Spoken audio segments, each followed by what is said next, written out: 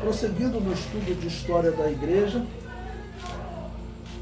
vamos agora ao item 21 do material didático, Agostinho de Hipona, período que nós estamos estudando agora, próximo do ano 410 da era cristã, e será o momento assim, principal da vida de Agostinho, porque nesse período ele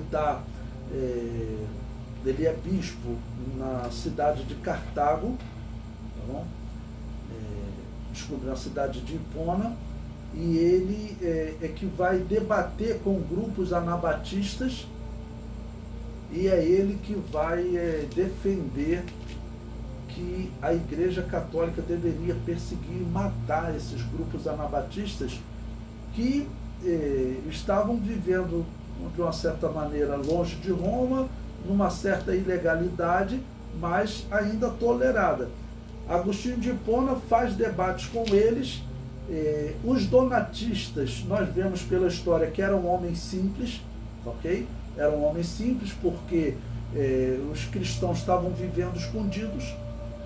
Os cristãos estavam vivendo escondidos porque a Igreja Católica estava perseguindo. Então, não eram pessoas que estavam estudando, se aprofundando em temas bíblicos e filosóficos.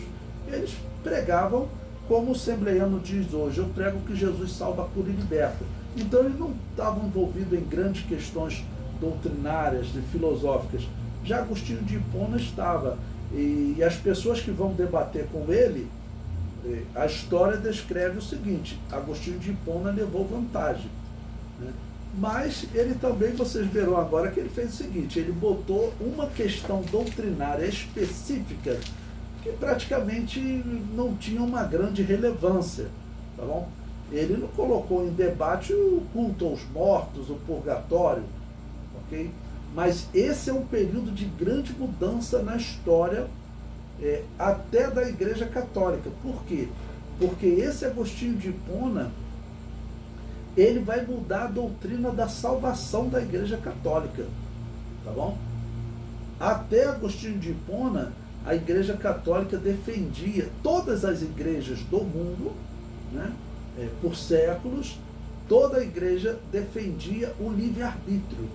Esse Agostinho de Hipona será o primeiro a negar o livre-arbítrio e começar a utilizar o determinismo dos deuses. Ok? Que ele vai chamar de determinismo de Deus, ou predestinação. Significa, tudo que acontece no mundo foi predestinado por Deus. Por que o ateu se tornou ateu? Porque Deus predestinou. Eles dizem que até o anjo, o querubim ungido, pecar e se tornar Satanás, foi predestinado por Deus. É uma aberração essa doutrina. Eu não sei como tem gente que acredita nessa aberração, tá bom? Quem é que vai fazer essa mudança na doutrina da salvação? É Agostinho de Hipona. Eu considero ele o maior enganador desse período da história da igreja. Ok? Porque nós estudamos Eusébio de Cesareia e eu apresentei para vocês um grande engano dele, né? Qual foi a herança que ele deixou para a Igreja Católica? Dizer que o reino de Deus de Apocalipse capítulo 20 estava sendo implantado por ele e Constantino, e que Jesus não voltaria para implantar nenhum reino milenial aqui na Terra. E a Igreja Católica, no caso, é que tinha essa missão. Foi a herança que Eusébio de Cesareia deixou. O outro herege desse período foi Atanásio, que defendia que Deus morreu na cruz. Ok? Era uma segunda heresia grave. Mas Agostinho de Hipona, ele vai oficializar, defender o culto aos mortos, a guerra santa, e vai abandonar o livre-arbítrio e vai adotar, então, a doutrina da predestinação que estão pregando aí hoje, que eu digo, essa doutrina é um dos sinais do paganismo entrando na igreja e preparando o mundo para a manifestação do anticristo. Porque é isso que essa doutrina representa. Como eu disse para vocês, está lá na confissão de fé dos protestantes. Nós vamos ver depois, católicos e protestantes acreditam. Os anjos, o querubim ungido, por que ele pecou e se tornou Satanás? Porque ele foi predestinado por Deus. A intenção qual é? É acusar Deus e defender Satanás. Porque se isso fosse verdade, Satanás seria uma vítima da divindade. Porque Deus teria ordenado que o querubim ungido, protetor, pecasse e se tornasse o dragão destruidor. É uma doutrina inaceitável, mas é isso que está escrito por eles. Quem será o responsável por essa heresia? É esse homem, Agostinho de Hipona. Antes de Agostinho de Hipona, 100% dos povos pagãos defendiam o determinismo dos deuses, ou predestinação. Gregos, romanos, cananeus, celtas, porque toda essa religião nasceu em Babel, ela tinha essa característica. Só o povo de Israel é que defendia o livre-arbítrio. Se você perguntasse para um israelita, ele escrevia, por quê? Porque Deus disse, eu coloco diante de ti a vida e a morte. Escolhe a vida. Então Deus diz para eu escolher, eu tenho livre-arbítrio. Ok? Todos os pagãos acreditavam na predestinação, só o povo de Israel acreditava no livre-arbítrio, o povo que tinha a Bíblia. E toda a igreja na história, toda a igreja 100%, sempre defendeu o livre-arbítrio. Esse homem agora, que nós vamos estudar, será o responsável por essa heresia. Bom, o comentário diz, 410 da era cristã. Agostinho de Hipona foi um teólogo católico, autor de diversas obras, e é considerado o principal teólogo da Igreja Católica e também das igrejas protestantes. As igrejas protestantes, elas consideram Agostinho de Hipona um santo. E as igrejas católicas, claro, também. Preste atenção, esse homem prestava culto aos mortos, e eles chamam de santo. As doutrinas que ele muda são heresias terríveis. Tá bom? E ele está sendo chamado de santo hoje, eu já vi até nas igrejas evangélicas. Agostinho de Hipona, antes de ser católico, a história diz que ele seguiu uma seita chamada maniqueísmo, fundada cerca de 200 anos antes, 150 anos, por um homem chamado Mani. Quando você estuda essa religião do maniqueísmo, você vê que era uma religião que ela misturava o misticismo indiano, persa, elementos do judaísmo e do cristianismo. Era um espiritismo disfarçado. E diz a história que esse maniqueísmo, ele defendia essa predestinação. Porque lá entre os indianos, entre os persas, até hoje prevalece o que eles chamam de sistema de casta. Ou seja, os deuses determinaram umas castas superiores e castas inferiores. Se você hoje serve, é porque eu sou rei, Deus determinou que eu fizesse parte de uma casta superior e você de uma casta inferior. Tudo está predestinado. Era o que eles acreditavam. Agostinho de Hipona adota isso e coloca na Igreja Católica e Apostólica Romana. Porque essa igreja, ela era muito pagã, mais pagã do que a Igreja Católica do Oriente. Essa igreja era 100% pagã. Ok? Então ela aceita essa doutrina e nós veremos outras coisas que ela vai adotar a partir de agora e implantar no mundo católico. Ok? Pois bem, o comentário continua. Vamos falar sobre o conflito que vai acontecer entre os donatistas, como eles chamam, e Agostinho de Hipona. O comentário prossegue. Os donatistas rejeitavam o batismo de recém-nascido e os católicos os acusavam de rebatismo, pois ao receber um membro da Igreja Católica, que havia recebido o batismo ao nascer, eles o batizavam após a confissão de fé.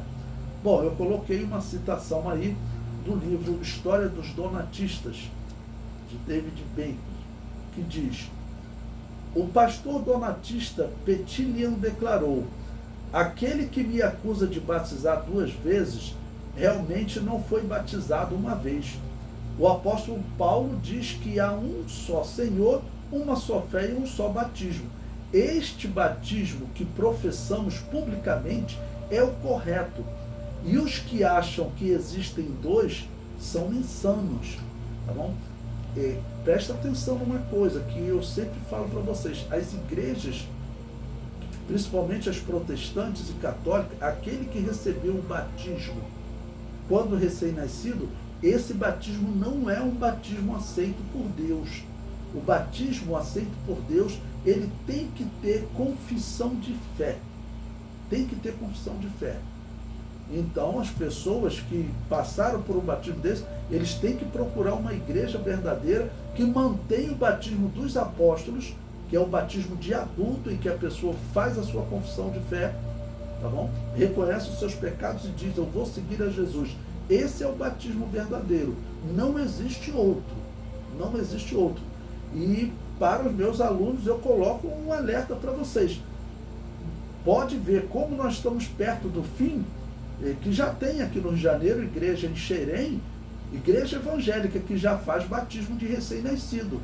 Esse batismo, ele é herético, porque ele rouba de Deus o que Deus mais quer ouvir do homem, que é a sua declaração de fé, que eu chamo de declaração de amor.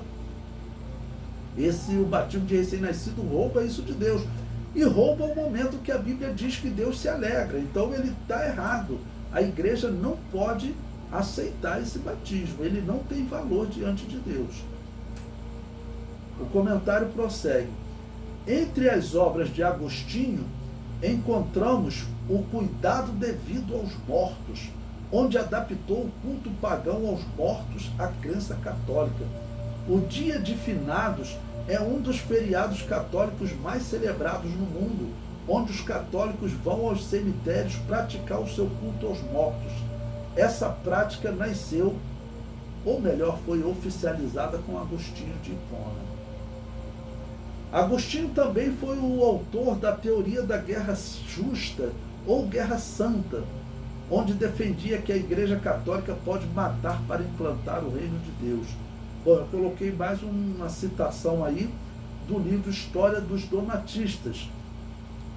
Principalmente em história, eu gosto de mostrar que o pensamento que eu estou colocando não é só uma interpretação minha, e eu não sou o primeiro a pensar nisso. Tá bom? Isso é escrito principalmente por batistas há décadas, até séculos. Nós temos elementos para encontrar a igreja anabatista na história. É claro que os católicos e protestantes contam a história dizendo que a igreja católica é a igreja de Jesus. Eu não vou cometer esse erro, ok? Mas então veja esse texto que esse livro História dos Donatistas nos diz.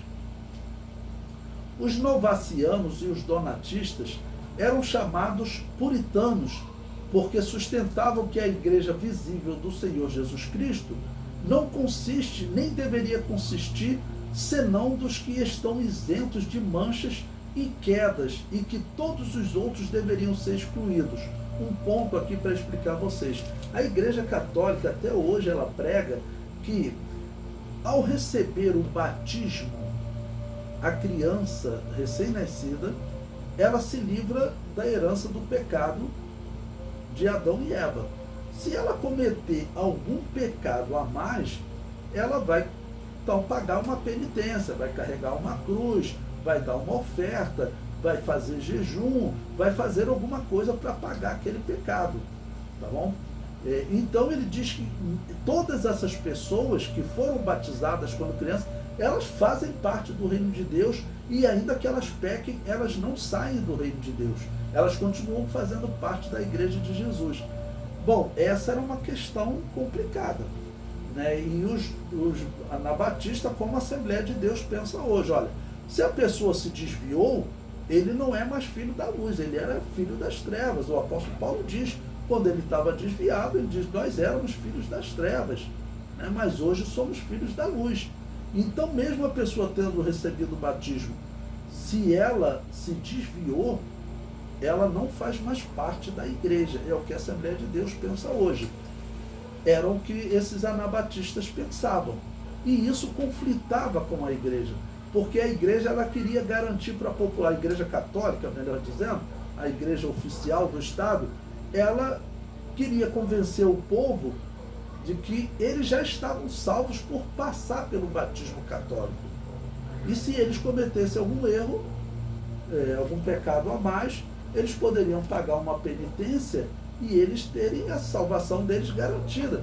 Isso aí vai ser usado até recentemente Por que você, se você for no interior, você vai encontrar uma igreja católica e vai encontrar um cemitério? Esse é um dos exemplos. Vai encontrar um cemitério no terreno da igreja católica.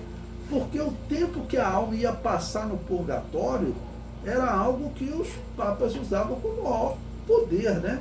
E ele falava, olha, você quer se livrar rápido do purgatório? Então faz o seguinte, a igreja católica vai abrir aqui uma sessão especial, as suas terras. Se você for sepultado aqui na terra da igreja, aí é que você, passa do purgatório rapidinho. Então, por isso que você encontra muitos cemitérios onde tem os sepultamentos ali em volta da igreja. Ao mesmo tempo é uma coisa sinistra, uma igreja, um cemitério, e era também usado como instrumento de poder e de riqueza, porque você comprar um túmulo, né, no terreno da igreja católica, diz a história, nós veremos aí mais à frente, homens que eles vendiam as propriedades e falavam, olha, quando eu morrer, metade vai para minha família, metade vai para a igreja católica, porque eu comprei o direito de ser enterrado lá na igreja católica e a garantia é que eu vou queimar pouquinho no purgatório, né? Bom, o comentário prossegue. Quando a igreja católica apostólica romana, a ICAR, que ele coloca aí, estava visivelmente repleta de membros maus, Agostinho teria dito que a disciplina dos donatistas iria dividi-la em milhares de cismas. As reformas da África do Norte, ao contrário dos reformadores dos últimos tempos, não deixaram sua obra feita pela metade. Tendo repudiado o cabeça da igreja que haviam abandonado, eles também repudiaram seus membros, seus batismos, suas ordenanças e todas as suas crenças oficiais. A todos os que lhes chegavam do antigo corpo, quer fossem bispos, anciãos, diáconos ou membros leigos, era exigido que fossem rebatizados, reordenados e renomeados em sua nova conexão, em suas estações diferentes. Ou seja, se alguém até saísse dessas igrejas, a igreja católica não reconhecia e obrigava, a partir de Agostinho de Hipona, principalmente lá na África, onde a perseguição não era muito grande, ele leva a perseguição forte para a África. E os donatistas vão sofrer muito nesse período, porque os imperadores verão, né, Agostinho de Hipona, né, aquela referência para eles, até hoje eles chamam de santo, ok? O homem escreveu, existe a guerra justa, o imperador pode matar esse povo, né? A igreja católica pode matar esse povo. O comentário prossegue. Agostinho frequentou a seita maniqueísta antes de entrar para o catolicismo, próximo do ano 390 da era cristã. Dessa seita herdou a doutrina do determinismo dos deuses, que ele chamou de predestinação, tá bom? Que não é a predestinação que o apóstolo Paulo fala, que Jesus Cristo também fala. A predestinação de Agostinho de Hipona é outra. E eu sempre aproveito para explicar. A predestinação que o apóstolo Paulo disse, ela não era predestinação de atitudes humanas. Ela predestinava resultados dependendo da atitude humana. Como? Nas palavras de Jesus, aquele que crer e for batizado será salvo. Então Jesus determinou antecipadamente, ou seja, predestinou salvação para o homem que crer. Então, essa predestinação, ela depende da ação do homem. Essa é a predestinação bíblica. O que Agostinho de Hipona fez? Ele mudou isso. A predestinação passou a determinar a ação do homem. Aquele que for predestinado a crer será salvo. Seria a interpretação da conclusão de Agostinho de Hipona, mas isso está errado. A Bíblia diz, aquele que crer e for batizado será salvo, ou seja, aquele que tomar essa decisão. Aquele que usar o seu livre-arbítrio para decidir. Mas ele está mudando isso. Essa doutrina da predestinação que ele prega, ela vem do paganismo. O comentário prossegue. Toda a igreja primitiva defendia que a salvação se dava pelo livre-arbítrio. Mas Agostinho mudou a doutrina da salvação adotando o determinismo de Deus.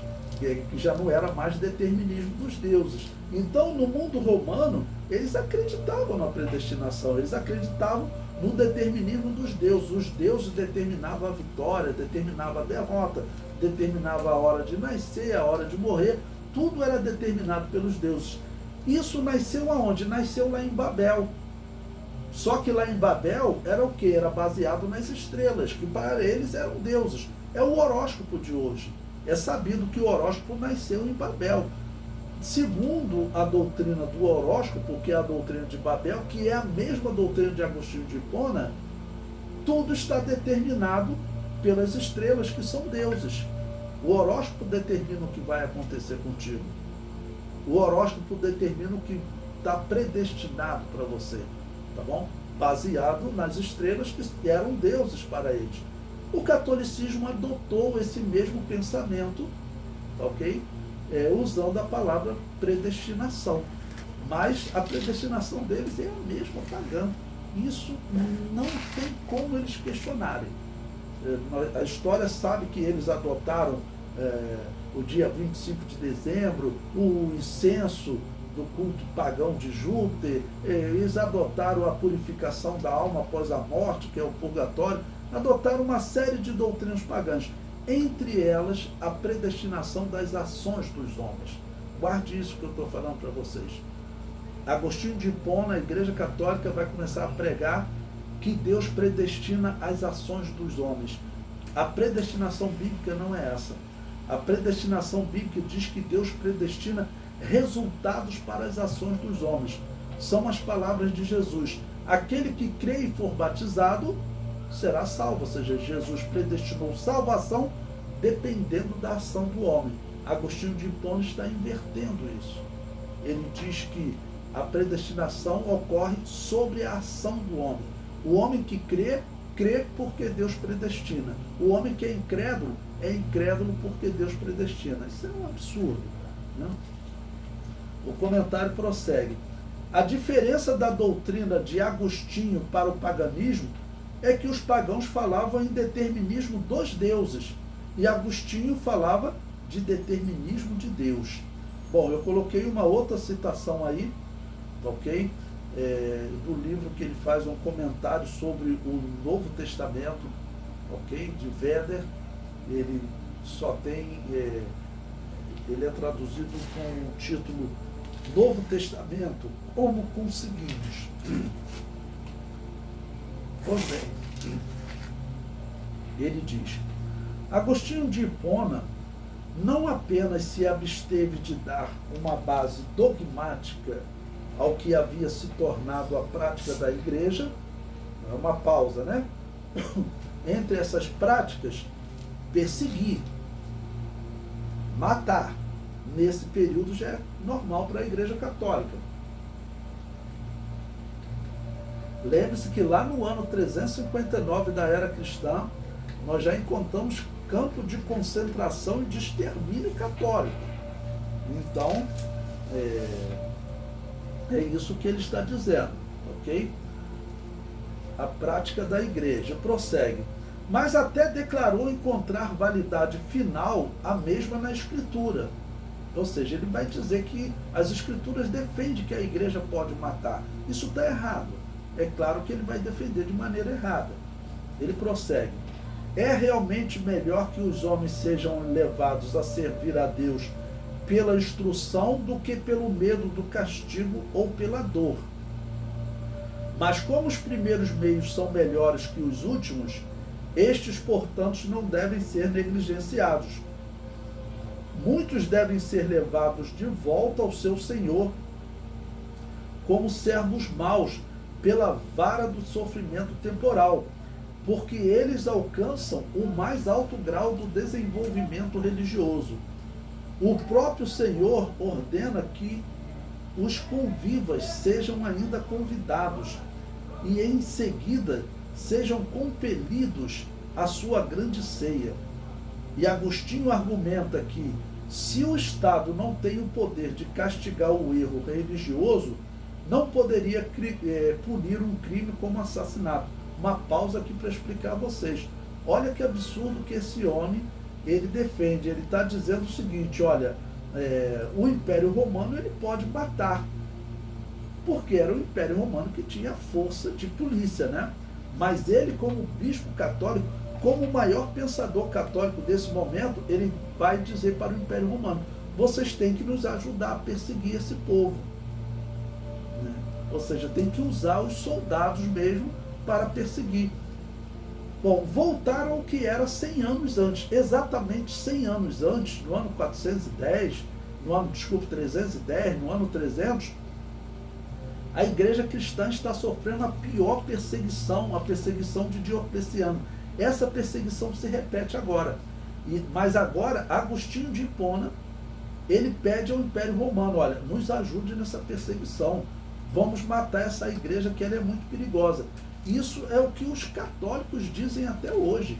Os historiadores católicos dizem, aquelas igrejas eram perigosas, elas tinham que ser exterminadas. O católico Daniel Rups, membro da Academia Francesa de Letras, diz isso. É um absurdo. Ou seja, você não pode considerar esse homem cristão. Se você considera esse homem cristão, você então terá que considerar cristão um homem que ainda hoje ele mata pessoas por causa da fé. Olha que ponto nós chegamos. Mas esse homem, ele domina as universidades católicas e protestantes. Ele é a grande referência para os católicos e protestantes. Eu considero isso inacreditável. Tem que ser uma cegueira espiritual, porque pelo lado racional, quem estuda a história diz, esse homem não pode seguir o cristianismo.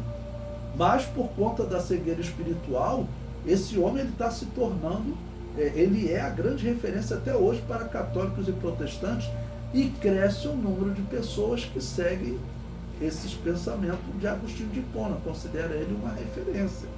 É um grande herege. Bom, o texto prossegue. Corretamente diz Neander sobre o ensino de Agostinho, que se ele contém o germe de todo o despotismo espiritual, da intolerância e da perseguição, até mesmo ao tribunal da Inquisição. Uma pausa aqui para explicar a vocês. O tribunal da Inquisição, que vai ser ordenado ali próximo do ano 1200, né? Então estamos tratando aí de cerca de 800 anos depois de Agostinho de Hipona, mas o tribunal da Inquisição é um exemplo. Todas as guerras, até cruzadas e outras que a Igreja Católica vai fazer, até contra incas, astecas e maias, qual é a base da Igreja Católica? Por que ela persegue e mata? A base é Agostinho de Hipona. É por isso que eu chamo Agostinho de Hipona de um Balaão de Pérgamo, dizendo que esse homem ele foi profetizado no Apocalipse, porque ninguém perverteu tanto as doutrinas bíblicas como esse homem, porque a herança que ele trouxe ao mundo foi o culto aos mortos, no seu livro O Cuidado Devido aos Mortos, ok? A guerra santa e o determinismo de Deus. Essas três heranças que ele deixou são extremamente malignas, são as piores que os hereges aí na história inventaram. Eu digo que até Adolf Hitler foi influenciado por Agostinho de Hipona. Por quê? Vocês podem pesquisar. Adolf Hitler ele escreveu uma carta ao Papa dos seus dias, que acho que era o Papa Pio X, né? Pio X ou Pio XI, me foge agora. Mas ele escreveu uma carta onde ele diz o seguinte para o Papa, que ele está propondo uma solução final para o que o Papa sempre tentou, no caso, exterminar os judeus. Ok? E essa teoria de matar para purificar, quem foi que iniciou isso? Foi Agostinho de Hipona. Não foi nem os islâmicos. Acredite, Maomé viveu próximo do ano 700, então ele viveu 300 anos depois de Agostinho de Hipona. E lembre-se que na história Maomé, ele estudou o catolicismo, ele estudou o judaísmo, ele estudou o catolicismo. Então você pergunta, de onde que Maomé tirou também a ideia da teoria da Guerra Santa? Provavelmente foi Agostinho de Hipona. Agostinho de Hipona, ele com essa teoria da guerra justa, ele influenciou muita coisa, não vou dizer tudo que tem de ruim no mundo, mas ele é o pior influenciador da história. Se você olhar pelo lado racional da história, você vai ver, não tem dúvida, ele é o pior influenciador da história, com essa doutrina, dizendo que existe uma guerra santa, uma guerra justa, que você pode implantar o reino de Deus à força. Tudo isso também porque Agostinho de Hipona acreditava, como Eusébio de Cesareia, que o reino de Deus estava sendo implantado, o milênio apocalíptico estava sendo implantado. E ele estava dizendo, olha, já se passaram, no entendimento dele, ele aqui está próximo do ano 410, então vamos dizer, já se passaram 100 anos que o reino de Deus foi implantado por Constantino e Eusébio de Cesareia. Tem mais 900 anos de reino, então nós temos que implantar o reino, nem que seja à força. Então existe a guerra santa, a guerra justa. Foi o que infelizmente esse homem defendeu e acabou dando base aí para a Igreja Católica fazer aquelas guerras horríveis que nós vamos estudar, que são as cruzadas, né? Que as cruzadas, na verdade, é um nome moderno. Nós vamos estudar o nome que os próprios católicos deram para aquelas cruzadas. Na verdade, chamavam de Guerra Santa. Os católicos, os papas, chamavam de Guerra Santa. A história acabou convencionando, chamando de cruzadas, né? A luta da cruz, a guerra da cruz. Mas a Igreja Católica chamava de Guerra Santa. Nós vamos estudar mais à frente.